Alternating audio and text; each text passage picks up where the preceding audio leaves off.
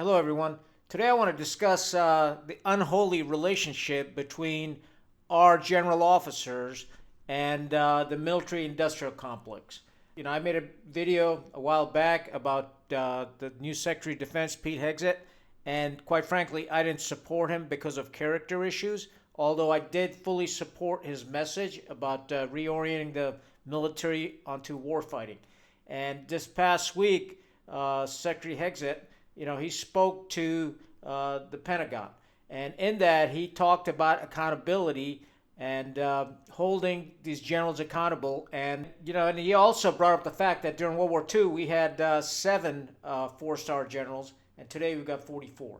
And he's going to take a look at all that. But the point I want to discuss is something slightly more important. The relationship between general officers and the military-industrial complex.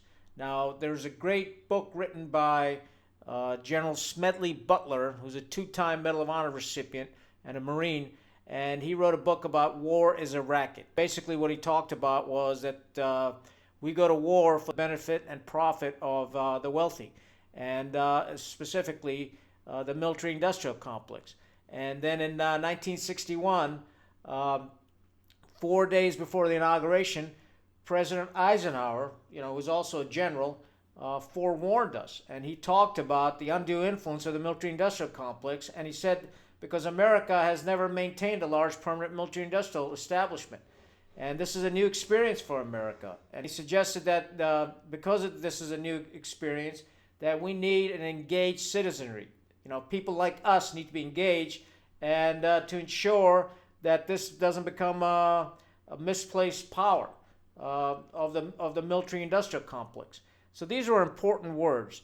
And since then, the last 30 years, I've been sort of watching this progression of the military-industrial complex.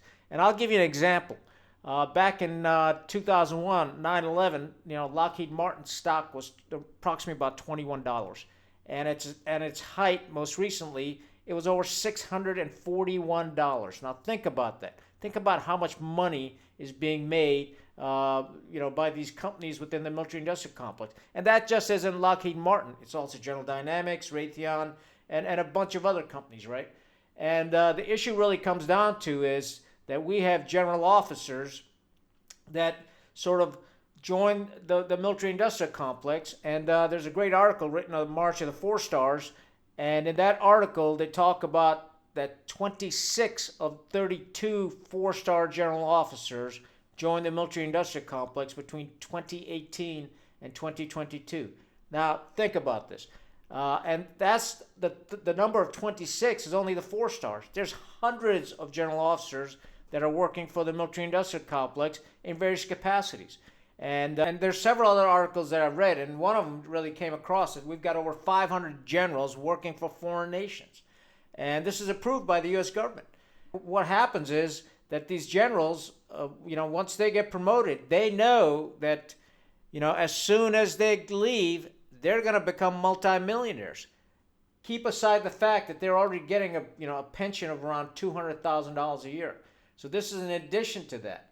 And so this really adds to the corruption within the senior ranks of the military, because their main interest at the time is really to ensure that we have this perpetual war. And a good example was the last 2 decades, the United States. We stayed in constant war.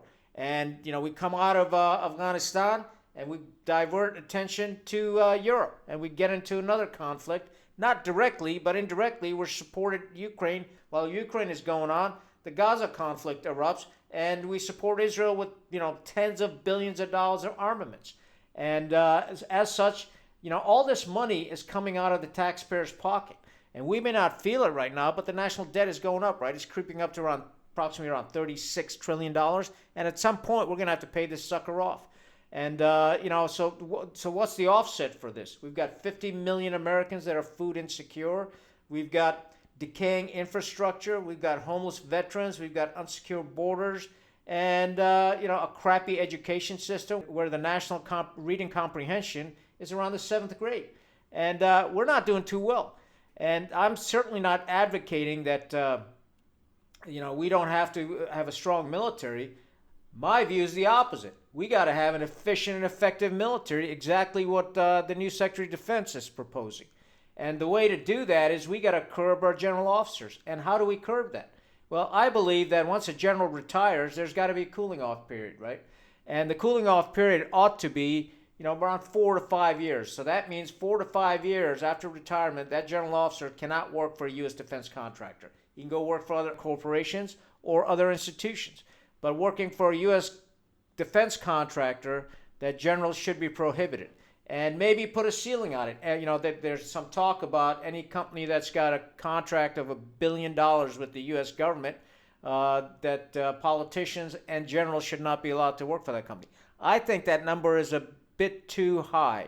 And the reason being is because, an average F-35 costs around $100 million. So I think that ceiling ought to be lowered down to $100 million. If you have a U.S. government contract, a DoD contract of $100 million or more, you can't hire a general officer and you can't hire a politician.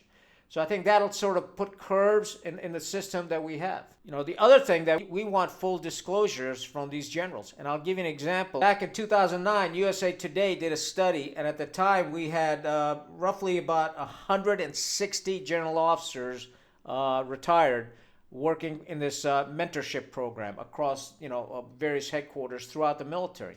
And I happen to be familiar with this because at the time I was teaching in the MACTAF staff training program, and we used to have these graybeards, these retired 2 stars and 3 stars that would come and assist us in teaching high-level staffs at the Marine Expeditionary level, 3-star level, and 2-star level. And the reason we had the graybeards there was they were supposed to mentor the commanding generals and the deputy commanding generals, right? And these graybeards were very well known. But the issue was this, they were getting paid around, $300 to $400 an hour. They traveled first class. They stayed in a hotel. As a major, I was responsible to be their action officer, essentially sitting through the exercises, collecting data, putting the data into a cogent talking paper, and then providing it to the graybeard so he could brief the commanding general and whatnot. And so this was across the military. The problem was that when USA Today broke this story, that many of these generals had a conflict of interest because they were also working for defense contractors and then attending these exercises and then potentially exchanging information. So at the time, in 2009, Secretary of Defense Robert Gates looked at this whole thing and came out with a very rational policy saying that all retired generals will do full financial disclosure to ensure there's no conflict of interest. And out of the 160, over 80% of them refused. They'd rather, eat out of the military-industrial complex, hog trough, rather than give the disclosure. So they were let go. So the issue is this, the military-industrial complex is a very, very, very powerful organization. So just last year, there's a study done. There were approximately about $3.2 billion was spent by lobbyists upon Congress, and vast majority of this money was from the military-industrial complex. And the reason being is they want to sway policies, and they want to get part of the federal budget, which is around $7 trillion. So they want a good portion of that. And what we're seeing every year now is the military budget has consistently been rising, and there's an incredible amount of waste in that budget. And the budget is rising, and now we're over close to $900 billion. That's a ton of money. The next 10 countries combined don't spend $900 billion on their budget. You can take all the enemies of the United States, and they don't spend $900 billion of this budget. And along with that, we've got like 750, bases around the world. And we really need to take a look at all this and see, do we really need all these bases? Do we need such a top-heavy military that's costing us a fortune? And are we creating a pipeline for the military-industrial complex with these general officers to go out there and be salesmen for them within the U.S. government and also in foreign countries? And is that really the type of economy we want, that we want to just continue to pump out F-35s and B-2 bombers and multi-billion-dollar submarines and aircraft carriers, or do we want to really grow the economy from bottom up and bring back the manufacturing that America was always known for, and we're exporting goods and services overseas?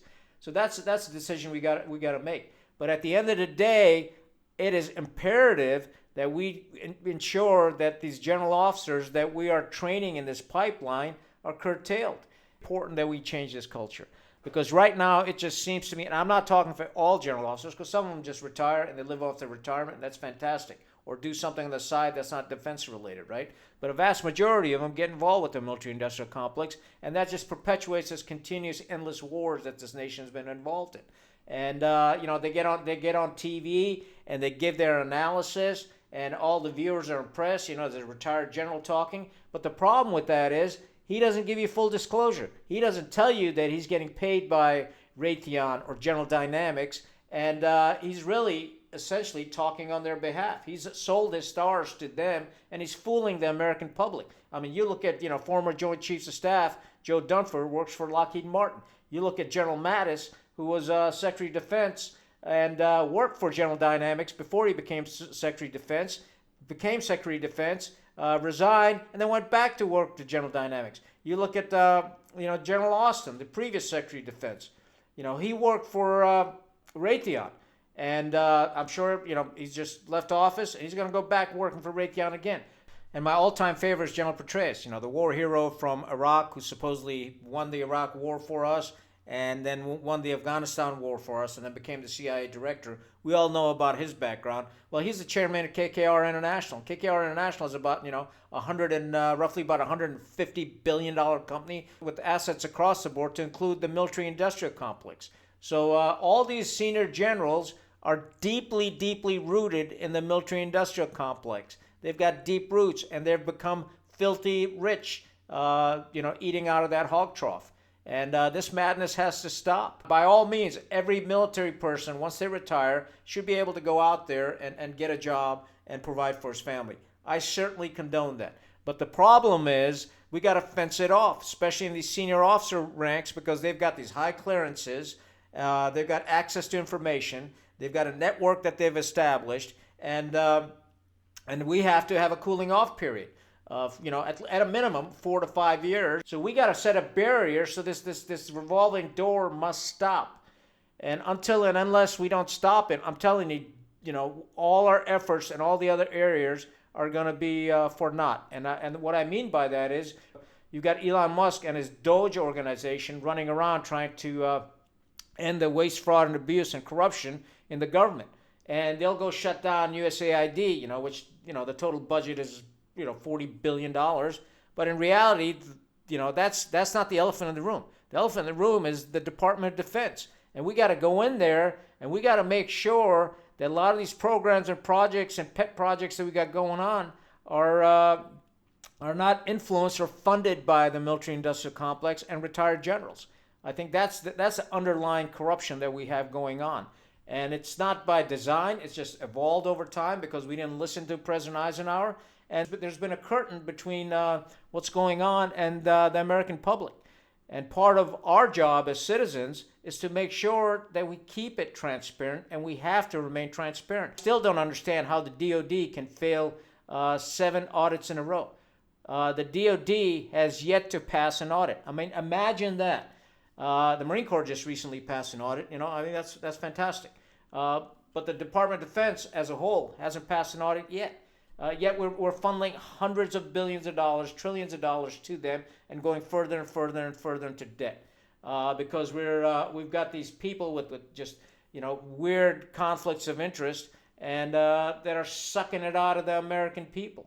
And we, as an American citizenry, need to get smarter and start paying attention and start asking the hard questions of our politicians. And what they do is they'll distract us on some mouse turd issue to keep our focus away from really the main issues. And the main issues are we're essentially spending half of our discretionary funding on the Department of Defense. And we need to start asking the questions, just like Pete Hegseth is doing, is where's this money going? And why is this money being spent on foreign wars? We need to stop that. We need to start investing back in America to get our economy strong again. And what I'm here to propose is a lot of these general officers that we got spread out throughout the military-industrial complex really don't want that. They want our spending to continue to go to the DOD because then they get their annual bonuses, the companies make profit, the shareholders do well, and the market cap of that company continues to grow. And that's not really doing the American people a great service. And the reason for that is Just like we have 50 million Americans that are food insecure, we have the same number of Americans that don't have $400 in their bank account for an emergency. Think about that. So what's happening is this chasm between, the ultra rich and the middle class is just continue to dropping down to the lower class. And our government is basically becoming an oligarchy where the rich people have an incredible amount of influence and power, a la Elon Musk. And I agree with a lot of stuff that he's doing, but it ought to be. Our system is designed, this republic, one person, one vote. It's not one person, how much money you can donate to a political action committee or a political campaign, and then you get access. I think every American needs to have equal access.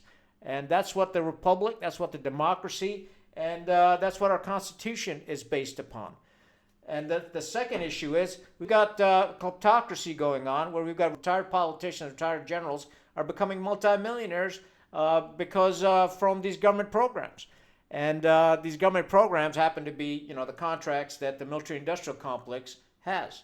So we've got a lot of work ahead of us. Although, and I say again, I did not support Pete Hegseth's nomination because of character issues. But let's put that beside, let's set that aside for now.